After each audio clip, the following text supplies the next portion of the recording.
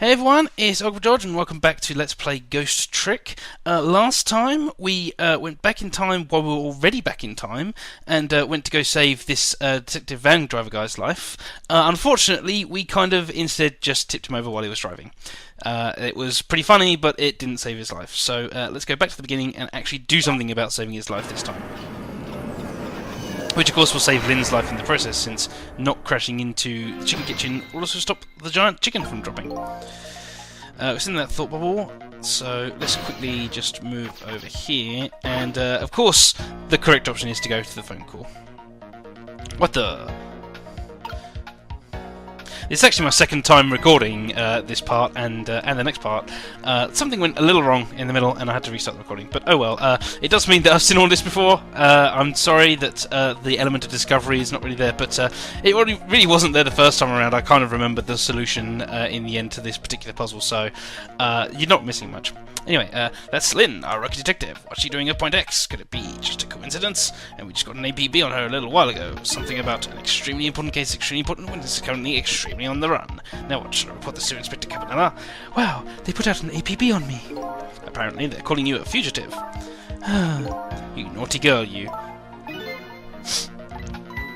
I'm sorry, I didn't mean to make you upset. A girl's heart is a very delicate thing, you know. This from the girl a giant chicken couldn't even kill. It did kill me. Cecil manages to keep forgetting that other ghosts can in fact hear his thoughts in blue there. Anyway, quickly flip that down, flip it back up. If we see what he has to say here, it's actually quite funny. They say, told us to have the radio and this is emergency, but I think I better call this in. Paul Lynne, I wonder what she did this time. What does he mean this time? Mind your own business, I like to do things my way, okay? Inspector Cabanella is pretty protective when it comes to Lynne, he'd want to know. Anyway, what we've got to do is we've got to get his attention with the light, which first time around I forgot to do. So already I've made an improvement over the previous recording, and jump into the binoculars so we can get to the phone call.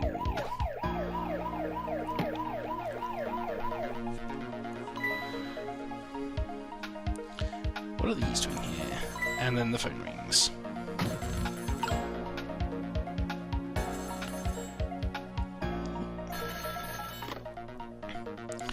What's the matter?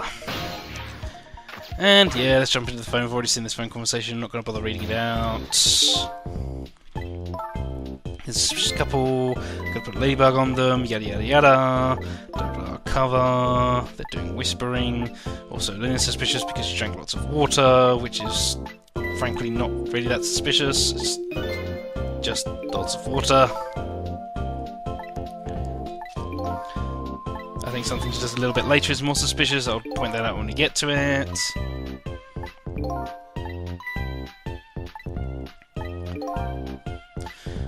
Time to make a decision. Okay, as I said, I think in the last part, maybe the part before, going there is the clearly correct solution. So let's do that.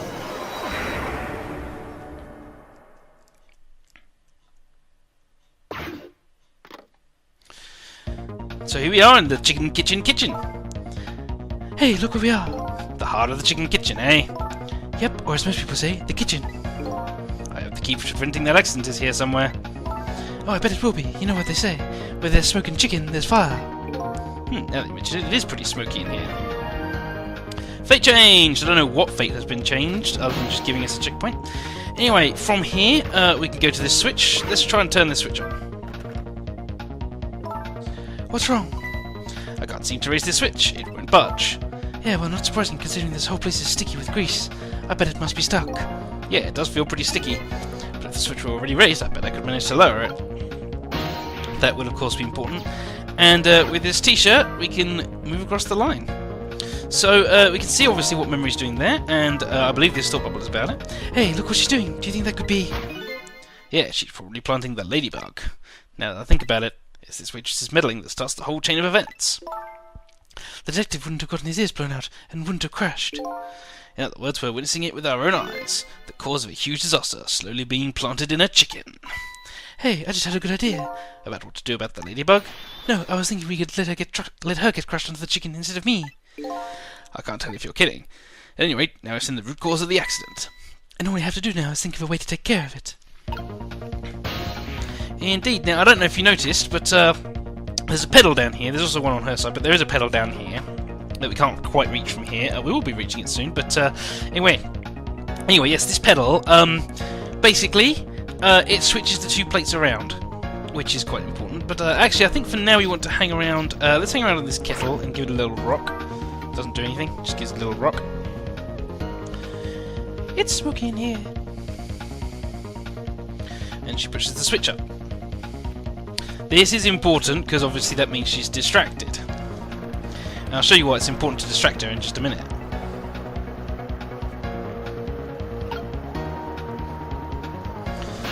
So actually, I won't go and because what we're supposed to do is hit that switch again and distract her. Let's not. If we sit inside the chef's hat, he does this occasionally. So that lets us hop to the pedal. So there he goes, pouring the sauce on the chicken. Chicken catches fire, and he plops the chicken onto the tray there. So you see what happens if we don't distract her, if we just wait for time to pass for a little bit. Well, I mean, what happens now if we do that is she gets a bit jumpy and surprised. Hey, what's up with this lazy Susan? It's acting up today. Maybe it's out of sorts because I was spinning around on it yesterday. Interesting thing to do for a lady her age. Maybe it's out of sorts. How about thinking maybe it might be broken? But it really isn't broken, it's just us ghosts. And so she switches it back. If she's not distracted, she'll switch it back. What are you doing? Can't you tell? I thought I'd give it a little spin. Oh, I get it. You're going to make her take the one that doesn't have the ladybug on it. Right, and that suspicious one won't burn it up. Good thinking. But wait a minute, I don't know if that'll work. Huh? After all, even a girl like her is still bound to notice. I mean, Buzz is suddenly spinning around right before her eyes. Yeah, that's the rub. Sorry about that. That was just my phone going off. I didn't answer. I'll have to answer that once this is over. If only we could distract her for a minute. There we go. So that's the answer to our conundrum. Unfortunately, we can't get anywhere at this point because the chef has his hat firmly on. So I wonder how much time this is actually going to give us. I reckon it can give us maybe 1 or 2 more cycles of the chef's hat. Anyway, make our way over here, and if we hit this switch, and then I don't want to miss the opportunity to get back down to the pedal while the chef's hat is down there. That's all that is. If we hit the switch, the ventilation stops going. It's smoky in here. Now that she's distracted with the switch, we switch the chickens around, and that's that done.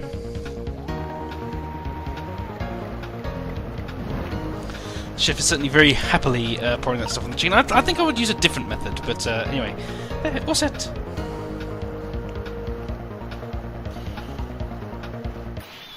There, how about that? The ladybug is still sitting on the table. We did it.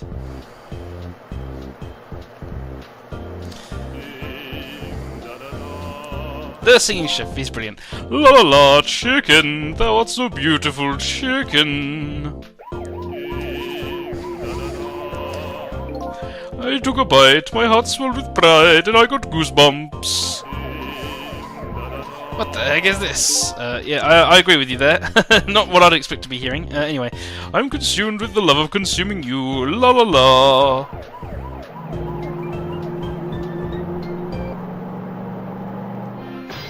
Fate averted. Yep, we've managed to save his life through not blowing his ears out, and that, in the process, of course, that saves Lynne's life through not being crushed by a giant chicken.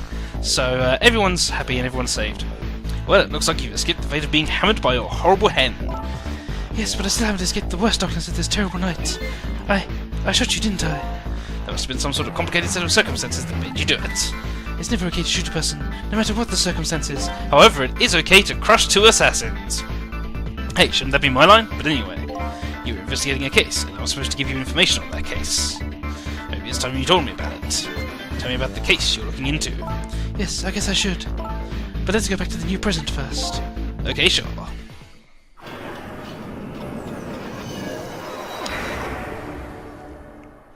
Unfortunately, when we go to the present, we're of course stuck in the kitchen. But that's not too bad. Back in the new present, the delicious aroma of chicken fills the air. But I'm still thinking about Lynne. I wonder if she's still waiting for her chicken to be served. I decided to go see her and ask her the questions that were still consuming me. Off we go then. Oh, we have to wait for his hat again. Unfortunately, we can't do much from here. Out of curiosity, no, we can't get across.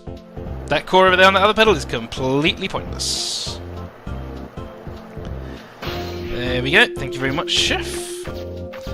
And let's get over to this phone and give it a dial. Yeah, we could have gone to all the other situations, all the other phone numbers in this chapter here, but I thought the chapter ended as soon as we'd saved both those lives, so I think I'm going to be forgiven for skipping back to do that. Anyway, off to the actual main restaurant room of the Chicken Kitchen.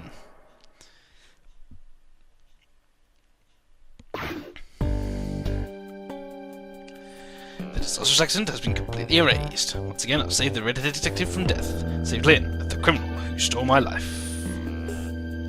One question in particular hangs heavy on my mind. Why did she shoot me? Until I know the answer, I'll never be satisfied.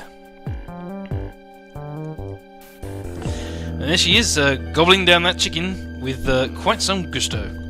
Meanwhile, Lynne's appetite is apparently foremost in her mind. A golden brown chicken sits on the table in front of her. Until she eats the whole thing, she'll probably never be satisfied.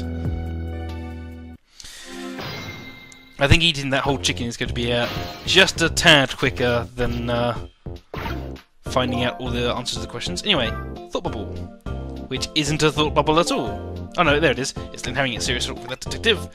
Now she's just gobbling down chicken. How did the detectives know to take out this restaurant tonight? I'd better see if I can get some information. But more importantly, I have lots of questions for that lady detective. Let's ring the bell. 3 rings does it. And hop over... Oh, there we go. Hop over to her water jug. Oh, I didn't know you were here, Detective Ringe. Come to see me, did you? Oh, that's so sweet. Oh, hi, Memory. Don't mind us. Just pretend we're not here. Why don't you try some chicken while you're here?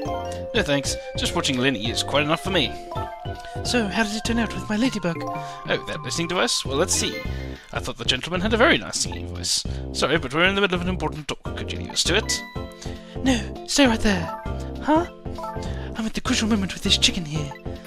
I'll need you to pour me some water if it starts going down wrong. Then you don't have to risk your life over chicken, you know. He's right. Sheesh. Anyway, I'd better move now while I have the chance. Good idea. Hop into this signboard here. That's funny. Even though I just saved the detective, he doesn't have a core. Not like the one Lynne has, or that valiant little doggy missile. I thought the ones I save are supposed to develop a core when they're alive again. I guess I still have things to learn about these powers of the dead. There is an explanation for that, and since I saw it last time, I know exactly what that explanation is. Well, I'm heading back. Lots of things to do, you know. Yeah, like washing dishes and planting bugs. Someday I'll plant a big one on you, Detective. Odd girl. I agree. Me too. Listen, Lynne. You've explained your side, and I understand. But there's an APB out on you. Can't you at least hurry up and get out of here? You know, slip away quietly? No can do. I'm meeting somebody here. Meeting somebody? Oh yeah, that's right. The little lady, Camilla. But why'd you have to meet somebody here? The Special Investigation Unit is watching this restaurant. Now, how can that be a coincidence? I don't know, but it is a coincidence. Hey, is it true what they say? That you're still looking into Detective Jowd's case on your own? I should have given this guy a voice. I think I pointed this out last time, but I didn't, and it's a bit late now. Oh well. Inspector Cabanella is worried about you. You know, I understand how you feel, but just don't do anything crazy, okay?